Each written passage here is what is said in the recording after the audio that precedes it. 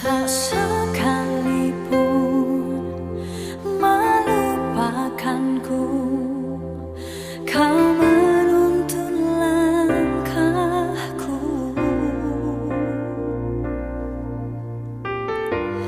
Ku tak pernah sendiri, kau tak tinggalkanku. Tak sekalipun melupakanku, kau menuntun langkahku.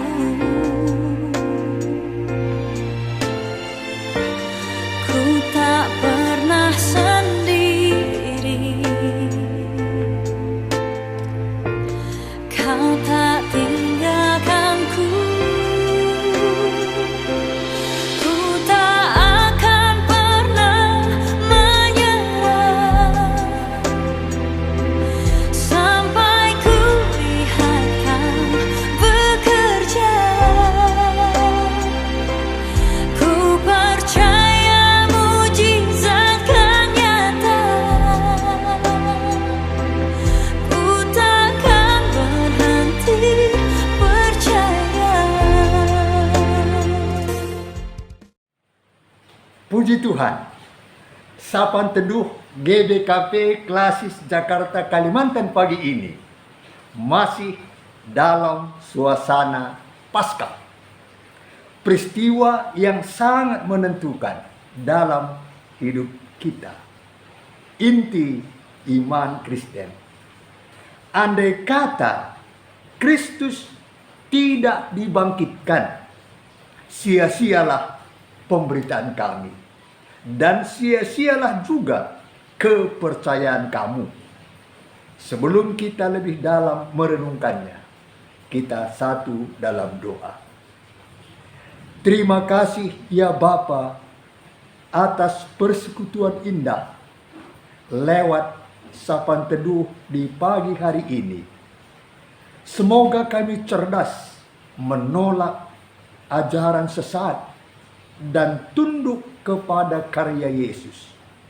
Biarlah firman Tuhan tetap menjadi pelita bagi kaki kami dan terang bagi jalan kami. Berfirmanlah ya Bapa, karena kami sedia untuk mendengarkannya. Dalam nama Tuhan Yesus kami berdoa. Amin. Sapaan Teduh pagi ini dari 1 Korintus 15 ayat yang keempat. Saya baca dalam Alkitab Bahasa Indonesia edisi yang kedua. Bahwa ia telah dikuburkan dan bahwa ia telah bangkitkan pada hari yang ketiga sesuai dengan kitab suci. Tema yang saya pakai, pemenang atau victor. Ya. Naik, turun, atau turun naik. Saudara-saudaraku, 1 Korintus 15 yang menjadi sapaan teduh pagi ini bicara tentang kebangkitan. Kebangkitan Kristus, kebangkitan kita. Ada di suatu tempat pemakamanlah katakan. Begitu banyak yang terkenal dikuburkan. Baik yang berpangkat, pengusaha, penguasa, dari berbagai latar belakang profesi yang luar biasa. Dari satu kuburan ke kuburan yang lain hanya ada kata-kata. Di sini terbaring jenazah si A. Di sini terbaring jenazah si B. Di sini terbaring jenazah si C, dan seterusnya. Beda sekali saudara-saudaraku saat perempuan-perempuan ke kuburan Yesus membawa rempah-rempah. Tidak terdapat tulisan, "Di sini terbaring tubuh Yesus." Tapi kata-kata malaikat, "Ia tidak berada di sini. Ia telah bangkit." Artinya, kebesaran dunia selalu berakhir di kuburan. Namun saudara-saudaraku, kebesaran dan kuasa Yesus justru dimulai di kuburan pada waktu Yesus mengalahkan kematian. Puji Tuhan. 1 Korintus 15 menggambarkan kebangkitan tubuh dan transformasi akhir orang Kristen.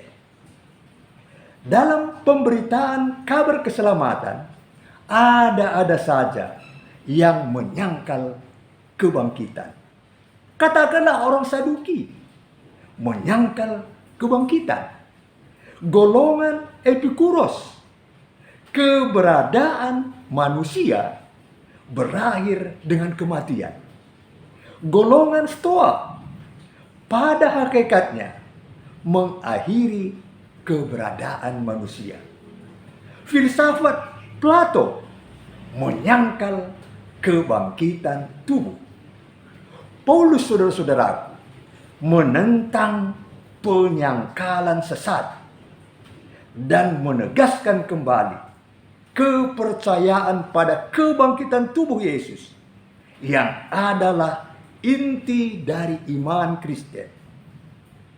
Keselamatan orang Kristen dipastikan oleh pengorbanan Kristus yang telah menanggung utang dosa orang percaya.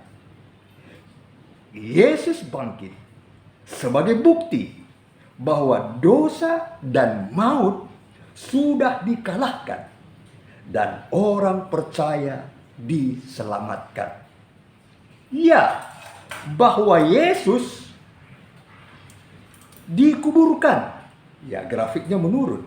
Bahwa Yesus dibangkitkan, grafiknya menaik. Pada hari yang ketiga, sesuai kitab suci. Ini mau menegaskan bahwa kematian, penguburan, dan kebangkitan Yesus secara fisik sudah digenapi sesuai nubuat perjanjian lama. Penguburan mau menegaskan bahwa Yesus memang benar-benar mati, bukan pingsan saja. Kebangkitan pada hari ketiga mau menunjukkan kuasa Allah atas maut. Sesuai kitab suci, bahwa kebangkitan Yesus adalah penggenapan nubuatan Alkitab. Seperti Mazmur Daud. Mazmur 16 misalnya. Engkau tidak menyerahkan aku ke dunia orang mati. Engkau memberitahukan kepadaku jalan kehidupan. Daniel 12 ayat 2. Banyak dari antara orang-orang yang telah tidur dalam debu tanah akan bangun. Sebagian untuk mendapatkan hidup yang kekal. Yesaya 26 ayat 19. Ya Tuhan, orang-orang-Mu yang mati akan hidup lagi. Mayat-mayat mereka akan bangkit lagi. Sesuai tema Paskah tahun 2026, Persekutuan Gereja-Gereja di Indonesia, PGI, Kristus bangkit membaharui kemanusiaan kita, yang diangkat dari 2 Korintus 5 ayat 17. Memang saudara-saudaraku, karakter manusia kalau sudah terbentuk matang memang sulit diubah. Namun di dalam kuasa Roh Kudus siapapun dapat diubah menjadi ciptaan baru, asal bersedia dan terbuka serta tunduk kepada karya Yesus. Dalam Kristus tentu tidak ada manusia yang tidak dapat dibaharui, apapun tipenya. Apakah sanguin, yang optimis, dinamis, ramah bergaul, simpati, walau cenderung tidak teratur, labil, dan egosentris, atau melankoli, yang pesimis, negatif, sensitif, perfeksionis, setia, rela berkorban, walau mudah tersinggung, egosentris, sukar bergaul, cenderung angkuh, atau kolerik, yang keras, bertindak cepat, tegas, jelas, penuh percaya diri, walau cenderung kurang simpati, gampang marah, keras kepala, dan kadang kejam. Atau flegmatik, yang tenang, lambat, santai, setia, dapat dipercaya, pandai berencana, walau agak pemalas, kikir, keras kepala, cenderung merasa diri benar. Meskipun fakta ada perpaduan atau kombinasi lah katakan beberapa karakter, tapi yang jelas saudara-saudaraku, kuat kuasa Roh Kudus, siapapun dapat diubah menjadi ciptaan yang baru. Dalam persekutuan dengan Tuhan seperti ini, entheos. Jadi tanpa Tuhan, tanpa di dalam Tuhan ini kendor, tidak semangat. Tapi entheos dalam Tuhan antusias, semangat. Terjadi transformasi manusia seutuhnya. Perubahan orientasi hidup, perilaku yang akan berdampak bagi sesama dan keluarga. Mejilekal sorana kor sorapardis. Si megi-megipe terapul ras semangat. Tanda ras Yesus ngeluh ipardis jadi pemenang ibas perbeben si mesangat. Mari kita berdoa. Bapa, firman-Mu mengingatkan kami akan karya penyelamatan-Mu. Biarlah kebangkitan Kristus membuka jalan bagi pembaharuan cara berpikir, bersikap dan bertindak kami. Lebih peduli dan memancarkan kasih bagi sesama kami. Saat ini ya Bapa, kami mendoakan GBKP Rungun Cibubur, Perminggun Jonggol MPH, Pertua Diaken, Emeritus, pengurus kategorial, pengurus PJJ, bahkan semua anggota jemaat GBKP Rungun Cibubur, Perminggun Jonggol MPH. Kami doakan perdamaian dunia. Bapa, jika ada yang sakit, Tuhan sembuhkanlah. Kami doakan setiap orang yang mendengar sapaan teduh di pagi hari ini, siapa saja dan dimanapun mereka berada. Berkatilah ya Bapa, dalam nama Tuhan Yesus yang telah mengajar kami berdoa.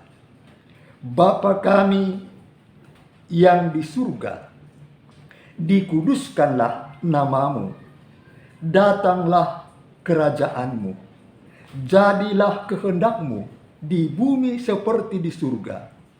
Berilah kami pada hari ini makanan kami yang secukupnya, dan ampunilah kesalahan kami, seperti kami juga mengampuni orang yang bersalah kepada kami, dan janganlah membawa kami ke dalam pencobaan, tetapi lepaskanlah kami dari yang jahat. Karena Engkaulah yang punya kerajaan dan kuasa dan kemuliaan sampai selama-lamanya. Amin. Salam sehat, damai di hati, mejuah-juah kita kerina.